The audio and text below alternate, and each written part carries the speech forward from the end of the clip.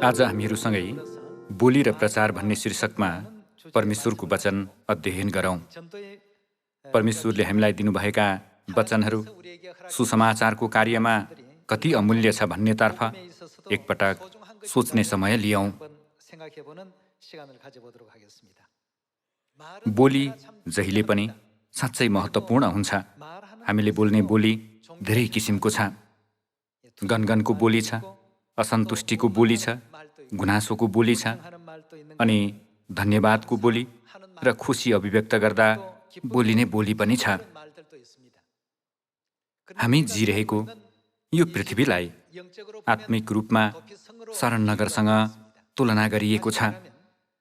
फेरि भन्नुपर्दा यो पृथ्वी हाम्रो आत्माको झ्यालखान हो। झ्यालखानको कैदीले खुसी भन्दा पनि दुःख र पीडा धेरै पाउने भएकोले त्यहाँ उसले खुसी र धन्यवादको बोली भन्दा असन्तुष्टि र गुनासोको बोली बोल्नु स्वाभाविक हो। यद्यपि बाइबलमा यो संसार त्यस्तो भए तापनि मुक्ति पाएर स्वर्ग जाने मानिसहरूले सधैँ स्वर्गलाई हेर्दै आफूलाई दिइएको आजको समयप्रति धन्यवादी हुँदै आपसमा हर्षपूर्ण बोली बोल्नुपर्छ भनेर सिकाइएको छ।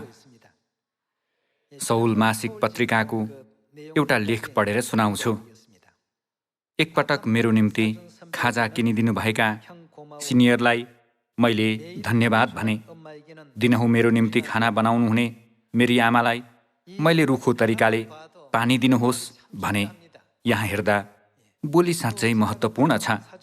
एकपटक खाजा किनिदिने सिनियरलाई धन्यवाद भन्न जान्ने, तर हरेक दिन बिहान सबेरै उठेर थकित शरीरलाई डुर्याउँदै निन्द्रा मारेर परिवारको स्वास्थ्यको ख्याल राख्नुहुने आमाले खाना दिनुहुँदा चाहिँ धन्यवाद भनेर एकपटक पनि नभनी उल्टै रुखो तरिकाले पानी दिनुहोस् भनेर यदि यहाँहरूमध्ये कसैले भन्ने गर्नुभएको छ भने यसलाई सुधार्नुहुनेछ भने आशा गर्दछु। आमा, यति मिठो खानाको लागि धन्यवाद भन्नुपर्छ। आजैदेखि यसलाई व्यवहारमा लागू गरौँ। परमेश्वरले यी वचनहरू सुन्दा राम्रो लागोस् भनेर दिनुभएको होइन, हामीले व्यवहारमा लागू गर्न सकौँ भनेर दिनुभएकोले हामीले त्यसलाई व्यवहारमा लागू गर्न सक्नुपर्छ नि। क्रमशः यसरी लेखिएको छ। मेरो साथीको जन्मदिनमा मैले जन्मदिनको शुभकामना भने, तर आमाको जन्मदिनमा मैले आमा, आज तपाईँको जन्मदिन हो र भनेर सोधेँ। कति विडम्बनाको कुरा हो। हामीले परिवारको जन्मदिन बिर्सनु हुँदैन। आमाहरूले हाम्रो निम्ति सबै कुरा पुर्याइदिइहाल्नुहुन्छ नि भनेर हामीहरू केवल पाउने स्थानमा मात्र रहनु हुँदैन। आमाहरूले हाम्रो सेवामा आफ्नो समय कति लगानी गरिरहनु भएको छ भन्ने कुरालाई हामीले बिर्सन हुँदैन। आमा मात्र होइन, बुबाको प्रसङ्गमा पनि उस्तै हो। बिहान सबेरै चुपचाप काममा जानु भएर अबेर रातमा सबैजना निदाइरहेका बेला फर्कनुहुने बुबाको परिश्रम। छोराछोरीहरू बुबा र आमाको कडा परिश्रमप्रति सधैँ धन्यवादी हुनुपर्छ, होइन र? छोराछोरीहरू राम्रो वातावरणमा हुर्किन सकुन् भनेर उहाँहरूले आफ्नो युवा अवस्थाको समयलाई उनीहरूको घाँस, बाँस र कपासको निम्ति समर्पित गर्नुहुन्छ। बुबा आमाले यसरी राम्रो वातावरण बनाउनको निम्ति धेरै परिश्रम गरिरहनु भएको भए पनि छोराछोरीहरूले यो त मैले पाउनै पर्ने मेरो अधिकार हो नि भनेर कदापि सोच्नु हुँदैन। यो संसारमा कुनै कुरा सित्तैमा पाउने अधिकार लिएर जन्मिएको मानिस एकजना पनि छैन। यद्यपि बुबा आमाले कुनै शर्त बिना स्वेच्छाले छोराछोरीहरूको सेवा गर्नुहुन्छ। उहाँहरूको बलिदानको सीमा हुँदैन। तर एकपटक खाजा किनिदिने सिनियरलाई सजिलै धन्यवाद भने तापनि दिनहुँ बिहान, दिउँसो र बेलुकीको नास्ता र खानाको सबै ख्याल राख्नुहुने आफ्नै आमालाई चाहिँ रुखो तरिकाले पानी दिनुहोस् भन्ने केही मानिसहरू छन्। यस्तो रुखो बोलीलाई हामीले सुधार्नुपर्छ। साथीलाई जन्मदिनको शुभकामना भने पनि आमालाई चाहिँ आज तपाईँको जन्मदिन हो र भनेर सोध्ने। त्यो सुनेर आमालाई एउटी आमाको रूपमा साँच्चै एकदमै दुःख लाग्छ होला। यहाँहरू र मेरो प्रसङ्गमा पनि उस्तै हो। यो लेखका लेखक मात्र होइन, हामीहरूको प्रसङ्गमा पनि उस्तै हो भनेर मैले सोचेँ। आमाप्रति राम्रो व्यवहार गर्ने सन्तहरू पनि निश्चय हुनुहुन्छ।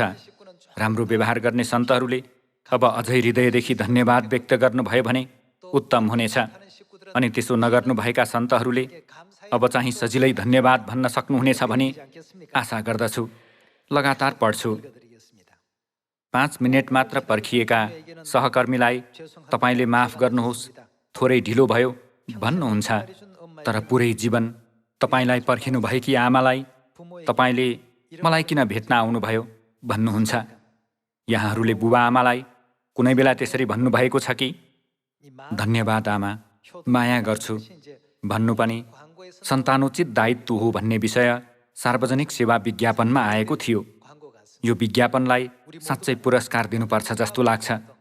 कुनै कुराले थोरै गाह्रो परिरहेको भए पनि हामीहरू सबैजना आजको यो क्षणदेखि नै बुबा आमा मलाई यतिसम्म हुर्काउनु भएकोमा धन्यवाद भनेर नम्रतापूर्वक अभिव्यक्त गर्ने गरौँ। अनि आत्मिक पिता माताको बारेमा सोच्दा कस्तो छ, हामीहरू पश्चाताप गरेर महसुस गरेर नबिउजदासम्म उहाँहरूले कति लामो समयसम्म पर्खनुभयो होला। हाम्रो लागि 5 वा 10 मिनेट पर्खिएका सहकर्मीलाई हामीहरू पर्खिनु भएकोमा धन्यवाद भन्छौँ। झन् 6000 वर्ष पर्खिनुभएका हाम्रा परमेश्वरलाई हामीले परमेश्वर पर्खिदिनु भएकोमा धन्यवाद, हजुरले नपर्खिनु भएको भए मैले पश्चाताप गर्ने मौका पाउने थिइनँ भन्नुपर्छ नि। परमेश्वरबाट शिक्षा पाएका सन्तानको रूपमा यस पृथ्वीका बुबा आमासँग बोल्ने बोली र गर्ने व्यवहारबाटै सुरु गरेर त्यसलाई सुधार्ने हामीहरू हुनुपर्छ। अनि आत्मिक पितामाताप्रति पनि त्यस्तो मनस्थिति र विश्वास लिएर सही तरिकाले अगाडि बढ्न सक्ने यहाँहरू र म जसरी पनि हुन सकौँ। यो कुरालाई मनमा राखेर हामीहरू सबैजना स्वर्गको आशा लिँदै बल गरौँ। यस पृथ्वीको जुनसुकै कार्य गर्न पनि एकदमै गाह्रो हुन्छ। अहिले विश्वका सबै क्षेत्रहरूको आर्थिक अवस्था खस्किएर आर्थिक कठिनाई भइरहेको छ। यद्यपि परमेश्वरले कठिनाई नै नभएको त्यस्तो देश तयार पारिरहनु भएको छ नि, होइन र? फेरि कठिनाई नभएको, जागिरको चिन्ता नभएको, कष्ट नभएको, शोक, दुःख, पीडा र मृत्यु पनि नभएको महिमित स्वर्गीय संसार। परमेश्वरको अनुग्रहभित्र हामीहरू सही बाटोमा हिँड्न सकौँ भनेर परमेश्वरले हामीलाई सत्यता दिनु भएर, सिकाउनु भएर, मण्डली स्थापना गर्नु भएर स्वर्ग जान सक्ने महिमित मार्ग खोलिदिनु भएको होइन र? यसकारण हामीले सियोनका परिवारहरू माझ स्वर्गको आशा लिएर बल गरौँ भनेर धेरै भन्दै सधैँ एकअर्कालाई प्रोत्साहन दिनुपर्छ। हामीले एकअर्कालाई जीवनभर हौसला दिनुपर्छ। दौड प्रतियोगितामा परिश्रम साथ दौडिरहेको बेला यदि त्यहाँ आफूलाई प्रोत्साहन दिने कोही छ भने कस्तो लाग्छ? प्रोत्साहन दिने मानिस एकजना पनि छैन भने सायद एक कदम पनि चाल्न सकिँदैन होला। प्रोत्साहन दिने मानिस छ भने अझ तीव्र गतिमा दौडिन सकिनेछ। सास फुलेर घाँटीसम्म आई टाउकोबाट बाहिर निस्कियो भने पनि दौडिन सकिनेछ। एकअर्कासँग बोल्ने बोली त्यति महत्त्वपूर्ण हुन्छ, होइन र? यसकारण आज यहाँहरू र म बाइबलद्वारा सिकाइएको बोली सम्बन्धी विषय र संसारलाई मुक्तिमा डोर्याउनको निम्ति सुनाउनु पर्ने जीवनको वचनबारे अध्ययन गरौँ। गलाती अध्याय 6 को पद 7 को शिक्षा सँगै हेरौँ। धोकामा नपर, परमेश्वरको ठट्टा हुँदैन, किनभने मानिसले जे रोप्दछ त्यसैको के गर्नेछ? कटनी पनि गर्नेछ भनिएको छ। मानिसले जे रोप्दछ त्यसैको कटनी पनि गर्नेछ। मानिल्याउँ स्वर्ग प्रवेश गर्न 5 वर्ष लाग्यो। हामीले 5 वर्षसम्म बोलेका सबै बोली स्वर्ग प्रवेश गर्ने कि नगर्ने भनेर निर्धारण गर्ने कारक बन्न सक्नेछ। न्यायको दिनमा प्रत्येक बोलीको लेखा लिइनेछ भनेर यीशुज्यूले भन्नुभएको छ नि, होइन र? यसकारण अहिलेदेखि नै सुन्दर बोली, प्रोत्साहनको बोली, प्रशंसाको बोली र धन्यवादको बोली हामीले लगातार बोल्नुपर्छ। यदि यस्ता बोलीहरू हामीले बोलेनौँ भने अन्तिम न्यायको दिनमा प्रत्येक बोलीको के लिइनेछ लेखा लिइनेछ। यस्तो वचन दिनुभएको छ। हामीले बोल्ने प्रत्येक बोली साँच्चै एकदमै महत्त्वपूर्ण छ नि। गलाती अध्याय 6मा मानिसले जे रोप्दछ त्यसैको कटनी पनि गर्नेछ भनिएको छ। पहिला हामीले खराब, भ्रष्ट र क्रूर बोलीहरू बोलेका थियौँ भने पनि आजको यो समयदेखि आफूले बोल्ने बोलीहरूलाई शुद्ध गरौँ। विगतमा बोलेका त्यस्ता बोलीहरूबाट हामी अलग्गै बसौँ। अनि विगतमा असल बोलीहरू धेरै बोलेको रेकर्ड छ भने त्यसलाई निरन्तरता दिँदा उत्तम हुनेछ। पद 8मा हेरौँ। जसले आफ्नो पापमय स्वभावको निम्ति रोप्दछ त्यसले आफ्नो पापमय स्वभावबाट नै सर्वनाशको कटनी गर्नेछ। तर जसले आत्माको निम्ति रोप्दछ त्यसले आत्माबाट नै अनन्त जीवनको कटनी गर्नेछ। भलाइ गर्ने काममा हामी नथाकौँ, किनभने यदि हिम्मत हारेनौँ भने ठिक समयमा हामी कटनी गर्नेछौँ। यसकारण मौका पाए अनुसार हामी सबै मानिसको के गर्दै जाउँ? सबै मानिसको भलाइ गर्दै जाउँ भनिएको छ। राजनीति, आर्थिक अवस्था, विचारधारा इत्यादिको कुनै ख्याल नगरी, व्यक्तिगत स्वार्थलाई पनि नहेरी सबै मानिसको भलाइ गर, असल कार्य गर। यो नै परमेश्वरको वचन हो। असल कार्य गर्यो भने मुखबाट स्वतः असल बोली नै निस्कनेछ। एफिसी अध्याय 4को पद 29मा हेरौँ। माताले सधैँ हामी सन्तानहरूलाई दिनुहुने शिक्षाको वचन हो। मानिस जीवनभरि नबोलिकन बस्न सक्दैन। हामीले अरूको हित नहुने किसिमको बोली भन्दा सधैँ बाइबलद्वारा सिकाइएको बोली धेरै बोल्नुपर्छ। पद 29मा तिमीहरूका मुखबाट कुवाक्य ननिस्कोस् भनिएको छ। त्यसबारे सोच्न पनि हुँदैन। बोलीहरू विभिन्न किसिमका छन्, तर हामीले आफ्नो मुखबाट कुवाक्य निकाल्नु हुँदैन। तर कस्तो त? समय सुहाउँदो र सुधार गर्ने मिठो वचन मात्र बोल्ने गर, जसबाट सुन्नेहरूलाई, त्यो वचन सुन्नेहरूलाई अनुग्रह मिलोस् भनिएको छ। यो नै पितामाताको शिक्षा हो। पितामाताले सिकाउनु भएको बोली बोल्ने यहाँहरू र म जसरी पनि हुन सकौँ। यो संसारमा जिउने क्रममा, विशेष गरी दुष्ट शैतानका दूतहरूको विरुद्ध लड्ने क्रममा हामीमा भित्रभित्रै रिसको आगो दन्किन सक्छ। यो पापमय संसारलाई परिवर्तन गर्न सक्ने शक्ति परमेश्वरको वचनमा भएकोले परमेश्वरले हामीलाई कस्तो शिक्षा दिनुभएको छ भनेर हामीले याद गर्नुपर्छ। हामीले फोहोर र खराब बोली भन्दा अनुग्रह मिल्ने सुन्दर बोलीद्वारा संसारलाई परिवर्तन गर्ने, शुद्ध पार्ने बोलीहरू बोल्नुपर्छ नि। आफ्नो इच्छा अनुसार गर्ने मानिसले कुनै इनाम पाउँदैन, होइन र? हितोपदेश अध्याय 15को पद 1मा सँगै हेरौँ। नम्र जवाफले के गर्छ? नम्र जवाफले क्रोधलाई शान्त पार्छ, तर कठोर वचनले के गर्छ? रिस उठाउँछ भनिएको छ। विगतमा रोम देश एकदमै शक्तिशाली बनेको समयमा यसले अन्य धेरै देशहरूमाथि विजय हासिल गरेको थियो। कुनै एउटा गाउँ कब्जा गर्ने क्रममा रोमका कप्तानले उक्त गाउँको वरिपरि नजर लगाए। त्यहाँ तिनले स्त्री र बाल बच्चाहरू मात्र देखे।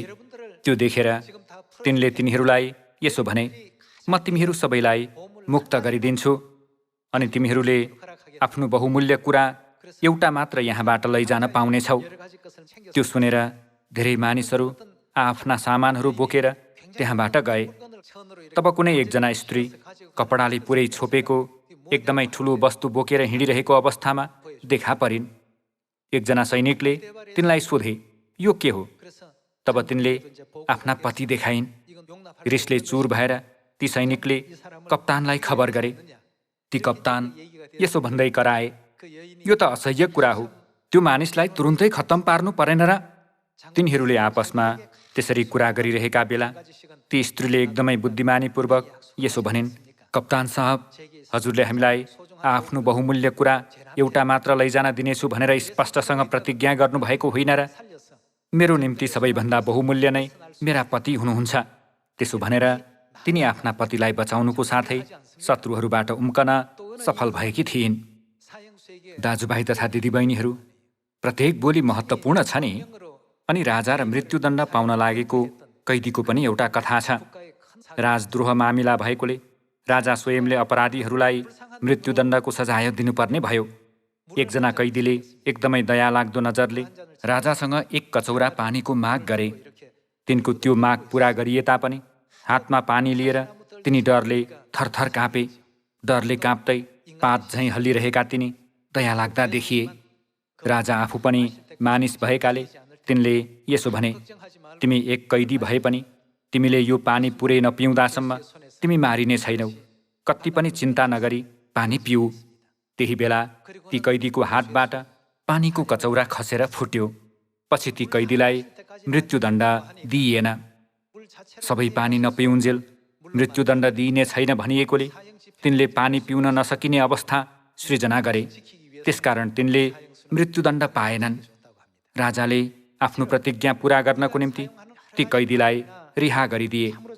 यसरी हामीले बोल्ने विभिन्न बोलीहरू साँच्चै महत्त्वपूर्ण हुन सक्छ।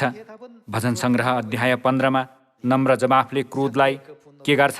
शान्त पार्छ, तर कठोर वचनले रिस उठाउँछ भनिएको छ। यहाँ अहिले पनि पति पत्नी र परिवारका सदस्यहरूले एकसाथ आराधना गरिरहनु भएको छ। शारीरिक परिवारभित्र मात्र होइन, हाम्रो सियोनभित्र पनि एक आपसमा रुखो बोली बोल्नुभन्दा आजको यो समयदेखि भए पनि नम्र बोली बोल्ने यहाँहरू र म हुन सकौँ। कलसी अध्याय 4 एकपटक हेरौँ।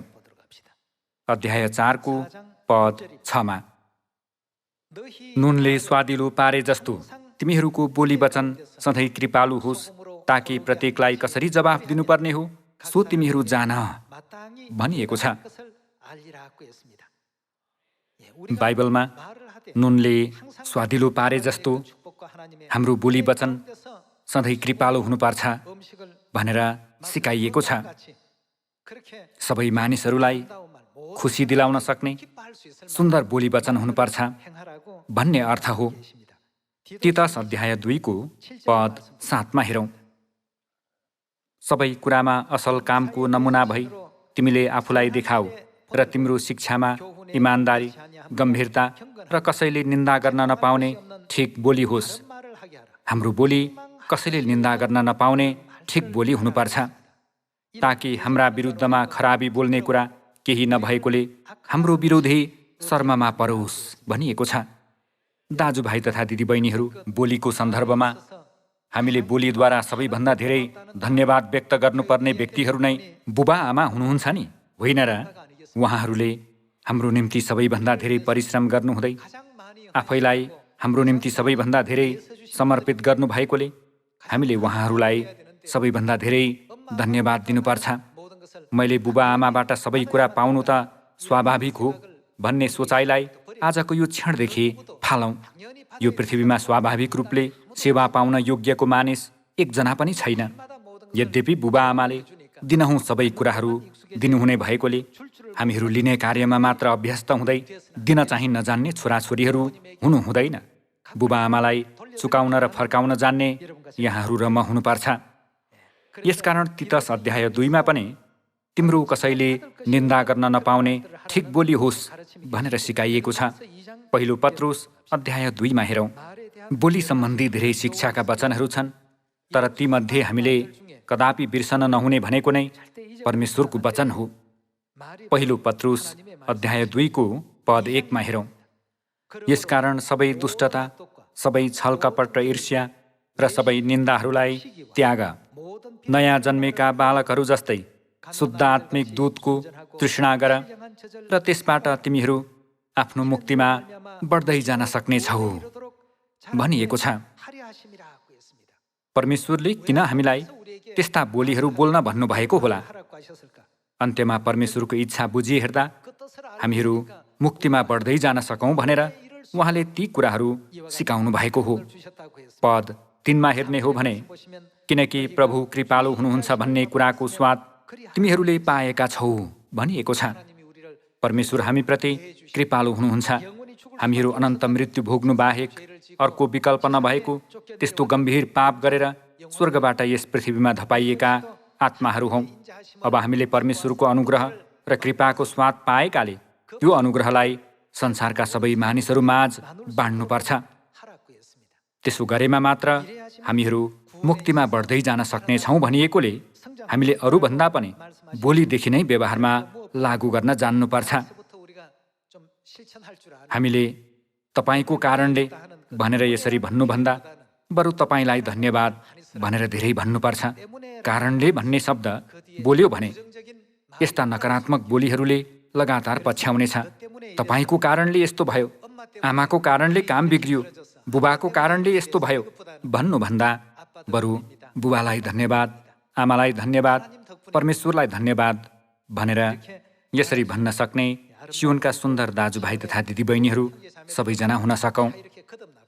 बाइबलमा हामीहरू आफ्नो मुक्तिमा बढ्दै जान सकौँ भनेर परमेश्वरले यस्तो शिक्षा दिनुभएको हो भनेर हामीलाई जानकारी दिइएको छ। पहिलो पत्रुस अध्याय 3 पद 8 हेरौँ। अन्त्यमा तिमीहरू सबैमा आत्माको एकता राख, एउटाले अर्कोलाई सहानुभूति देखाओ, भातृ प्रेम गर, कोमल हृदयका हो र नम्र मनका हो, खराबीको बदला खराबी नगर्ने अथवा अपमानको बदला अपमान नगर्ने, बरु त्यसको सट्टामा आशिष दिने हो, किनकि यसैको लागि तिमीहरू बोलाइएका छौ कि तिमीहरूले आशिष प्राप्त गर्न सक। किनकि जसले जीवनलाई प्रेम गर्छ र असल दिनहरू देख्ने इच्छा गर्दछ, त्यसले आफ्नो जिब्रोलाई खराबीबाट र आफ्ना ओठलाई छली कुरा बोल्नबाट अलग राखोस्। जसले जीवनलाई प्रेम गर्छ र असल दिनहरू देख्ने इच्छा गर्दछ। यहाँहरूमध्ये असल दिनहरू देख्न नचाहने व्यक्ति कोही हुनुहुन्छ भने कृपया एकपटक हात उठाइदिनुहोस्। हाम्रो जीवनमा असल दिनहरू अब लगातार जारी रहनेछ। जसले जीवनलाई प्रेम गर्छ र असल दिनहरू देख्ने इच्छा गर्दछ। जिब्रोलाई कसो गर्नुपर्छ भन्ने अर्थ हो त होसियारीपूर्वक चलाउनुपर्छ भन्ने अर्थ हो नि। त्यसले आफ्नो जिब्रोलाई खराबीबाट र आफ्नो ओठलाई छली कुरा बोल्नबाट अलग राखोस्। हामीले अरूलाई एक्लै पार्ने वा अरूलाई आफ्नो पक्षमा बनाउने मनसायले त्यसो गर्नु हुँदैन। त्यो खराबीबाट फर्कोस् र असल गरोस्। त्यसले शान्तिको खोजी गरोस् र त्यसको पछि लागोस्, किनकि परमेश्वरको नजर धर्मात्माहरूमाथि रहन्छ। परमेश्वरले स्वर्गबाट सधैँ हाम्रो मनमा नजर लगाउनु हुँदै धर्मी छ कि दुष्ट छ भनेर हेर्नुहुन्छ। मानिसले जे रोप्दछ त्यसैको के गर्नेछ? रोपे अनुसारै हुर्कनु बाहेक अर्को विकल्प हुँदैन। दुष्टताको बिउ रोपेर धार्मिकताको रुख हुर्किएको अथवा धार्मिकताको बिउ रोपेर दुष्टताको रुख हुर्किएको घटना कहिल्यै घटेको छैन। पद 12 फेरि हेरौँ। किनकि परमेश्वरको नजर धर्मात्माहरूमाथि रहन्छ र उहाँका कान तिनीहरूका प्रार्थनातिर खुल्ला हुन्छन्, तर परमप्रभुको मुहार खराबी गर्नेहरूका विरुद्धमा हुन्छ। परमेश्वरले खराबी गर्नेहरूको विरोध गर्नुहुन्छ भन्ने अर्थ हो। यहाँहरू र म असल दिनहरू देख्न चाहने सन्तान भए अनुरूप आफ्नो जिब्रोलाई खराबीबाट र आफ्ना ओठलाई छली कुरा बोल्नबाट अलग राखौँ। केवल परमेश्वरको शुद्ध विवेक लिएर सुन्नेहरूलाई अनुग्रह मिल्ने र अरूको भलाइ हुने सुन्दर बोली, परमेश्वरको जीवनको वचन धेरै बाँड्ने यहाँहरू र म हुन सकौँ। पहिलो यूहन्ना अध्याय 4:5 हेरौँ। तिनीहरू संसारका हुन्, यसकारण तिनीहरू संसारकै कुरा गर्छन् र संसारले तिनीहरूका कुरा सुन्छ। हामी त परमेश्वरका हौँ। जसले परमेश्वरलाई चिन्छ उसले हाम्रो कुरा सुन्छ, र जो परमेश्वरको होइन त्यसले हाम्रो कुरा सुन्दैन। यसैबाट हामी सत्यको आत्मा र भ्रमको आत्मालाई चिन्छौँ। प्रिय हो, हामी एउटाले अर्कोलाई प्रेम गरौँ, किनभने प्रेम परमेश्वरबाट आउँछ। जसले प्रेम गर्छ त्यो परमेश्वरबाट जन्मेको हो र परमेश्वरलाई चिन्छ। प्रेम नगर्नेले परमेश्वरलाई चिन्दैन, किनभने परमेश्वर प्रेम हुनुहुन्छ भनिएको छ। संसारको बोली छ अनि परमेश्वरको बोली पनि छ। परमेश्वरको बोली नै मानव जातिलाई मुक्तिको अमूल्य उपहार दिनको निम्ति हामीले सुनाउने सुसमाचारको वचन होइन र? निस्तार चाड मानेर अनन्त जीवन पाऊँ, विपत्तिहरूबाट बचौँ, पाप क्षमा पाएर स्वर्ग जाऔँ। हामीले प्रचार गर्दा प्रयोग गर्ने सबै बोलीहरू परमेश्वरले सबैभन्दा खुसी मान्नुहुने बोलीहरू हुन्। त्यसकारण संसारको बारेमा धेरै कुरा गर्यो भने अरूको भलाइ गर्न सकिँदैन। अरूको अझ धेरै भलाइ गर्ने तरिकाको विषयमा दोस्रो तिमोथी अध्याय 4 हेरौँ।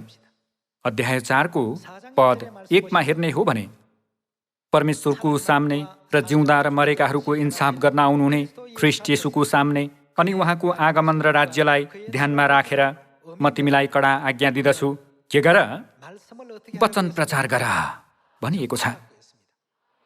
हामीहरू परमेश्वरको बोली लगातार नबोलिरहन सक्दैनौँ। अरूको भलाइ नहुने सांसारिक बोली बोल्नुभन्दा सुन्यो मात्र भने मुक्ति, पाप क्षमा पाएर स्वर्ग राज्यमा राजकीय पुजारी भई फेरि दुःख, पीडा वा मृत्यु पनि नभएको तर अनन्त जीवन र खुसीले मात्र पर्खिरहेको त्यो संसारमा मानव जातिलाई डुर्याउने किसिमको बोली हामीले धेरै बोल्नुपर्छ। बाइबलमा अरूको भलाइ गर्ने तरिका नै यही हो भनिएको छ। बाइबलको शिक्षालाई पछ्याउँदा हामीहरू परमेश्वरलाई धन्यवाद, हाम्रा ब्रदरहरूलाई धन्यवाद, हाम्रा सिस्टरहरूलाई धन्यवाद, पितामातालाई धन्यवाद, हाम्रा सबै स्वर्गीय परिवारलाई धन्यवाद भन्न सक्छौँ। सधैँ धन्यवाद भन्दै एकअर्काको भलाइ गर्न सक्ने र परमेश्वरको वचन सुनाउन सक्ने हामीहरू हुन सकौँ। पद 2 मा लगातार हेरौँ। वचन प्रचार गर, समय र बेसमयमा तत्पर बस, अर्ती देऊ, हप्काऊ, उत्साह देऊ र धैर्यमा र शिक्षा दिने कुरामा नचुका, किनकि यस्तो समय आउँदैछ जब तिनीहरू ठिक शिक्षालाई नसहने हुनेछन् तर आफूलाई मन परेका कुरा मात्र सुन्न चाहनेछन् र आफ्नो रुचि अनुसार शिक्षकहरू थुपार्नेछन् र सत्य कुरा सुन्नदेखि तर्की जानेछन्, दन्त्य कथाहरूतिर बरालिनेछन्। कुनै जीवन र मूल्य नभएका दन्त्य कथाहरूतिर धेरै मानिसहरू बरालिनेछन् भनेर बाइबलमा भनिएको छ। पद 5 मा तिमी चाहिँ दरिला हो, कष्ट भोग, प्रचारकको काम गर र तिम्रो सेवाको काम पूरा गर। हामीले प्रचारकको काम गर्दाखेरि सधैँ संसारका सबै मानिसहरूको भलाइ हुने कार्यहरू गर्न सक्छौँ। प्रचारकहरूले दिनहुँ कसको वचन सुनाउँछन्? मुखमा परमेश्वरको वचन लिएर लगातार ती सुनाउनु नै प्रचारकहरूको भूमिका हो। निस्तार चाड मानेर अनन्त जीवन पाउनुहोस्, पितामातालाई विश्वास गरेर स्वर्गको मुक्ति पाउनुहोस्। यो कति असल छ। प्रचारकको काम गर र तिम्रो सेवाको काम पूरा गर भनेर बाइबलमा भनिएको छ। पद 6 मा हेरौँ। किनभने म त बलिको रूपमा अर्पण हुन लागेको छु र मेरो बिदाईको बेला आएको छ। मैले उत्तम लडाईँ लडेको छु, मैले दौड सिद्ध्याएको छु, मैले विश्वासलाई बचाइराखेको छु। अब उपरान्त मेरो निम्ति धार्मिकताको मुकुट राखिएको छ, जो धार्मिकताका न्यायाधीश प्रभुले त्यस दिन मलाई दिनुहुनेछ र मलाई मात्र होइन तर उहाँको पुनरागमन प्रिय मान्नेहरू सबैलाई दिनुहुनेछ भनिएको छ। अरूको भलाइ गर्ने सबैभन्दा महान तरिका भनेकै मुखमा परमेश्वरको वचन लिएर यो परिवार र त्यो परिवार गर्दै सारा मानव जाति माझ जोसका साथ वचन बाँड्दै प्रचारकको काम पूरा गर्नु हो। हामीहरू प्रायजसो धन्यवाद, धन्यवाद, माफ गर्नुहोस् भन्छौँ। यो त हामीले बाल सदन तथा प्राथमिक कक्षामा छँदा सिकेको विषय हो। हामीले घरमा पनि त्यसलाई लागू गर्नुपर्छ, मण्डलीमा पनि लागू गर्नुपर्छ, समाजमा पनि लागू गर्नुपर्छ, देशभित्र होस् अथवा बाहिर, जहाँ गए पनि सधैँ त्यसलाई लागू गर्ने यहाँहरू र म जसरी पनि हुनुपर्छ। कुनै कुरा बोल्नुभन्दा अगाडि सधैँ ध्यानपूर्वक सोच्ने गरौँ। यदि त्यो अरूको भलाइ हुने किसिमको बोली होइन भने त्यसलाई मुखबाट ननिकालौँ। त्यसो गर्यो भने पहिला थाहा नभएको एकअर्काका प्रबल पक्षहरू अनि पहिला थाहा नभएको परमेश्वरका पवित्र र अमूल्य वचनहरू पनि महसुस गर्न सकिनेछ। परमेश्वरबाट हामीले पहिला सुनेका र सिकेकाले पछि आउने सन्तहरूलाई लगातार सिकाउनु पर्छ नि, होइन र? यो परमेश्वरको वचन हो, यो सत्यता हो भनेर सिकाउनु पर्छ। स्वर्गीय पिता र माता परमेश्वरले हामीलाई प्रेम गर्नुहुन्छ भन्ने खुसीको खबर सुनाउनु पर्छ। यहाँहरू नै मेरो जीवनको सर्वस्व हुनुहुन्छ भन्नुहुने स्वर्गीय माताको वचनलाई याद गर्दै हामीहरू कहिल्यै पनि थकित नहुऔँ। स्वर्ग जाने बाटोमा एक अर्काको हात थाम्दै कठिन अवस्था आइपर्दा एकअर्कालाई हौसला दिँदै एकसाथ सुन्दर गृहनगर स्वर्ग फर्कने हामीहरू हुन सकौँ। सारा मानव जाति माझ यो असल खबर सुनाउन सक्ने सियोनका अमूल्य सन्तानहरू भइदिन हुन अनुरोध गर्दै प्रवचन समाप्त गर्दछु। धन्यवाद।